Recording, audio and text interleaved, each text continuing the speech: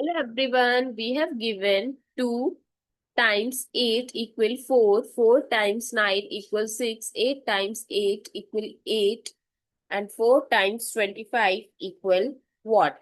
So what replaces the question mark? So can you find the number that fills this logical sequence? Comment your comment what number you found and watch my solution in this video.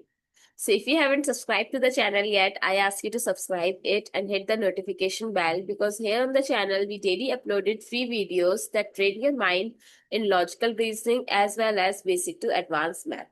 So now 2 times 8. We know that it's 16.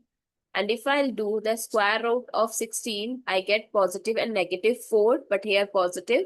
So we'll take the positive one only.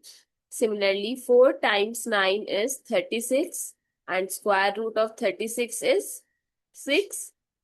8 times 8 is 64 and square root of 64 is 8. So what is 4 times 25? 100 and square root of 100 is 10. So what replaces the question mark? 10. Comment down below if you already cracked the logic of this logical sequence. Thanks for watching.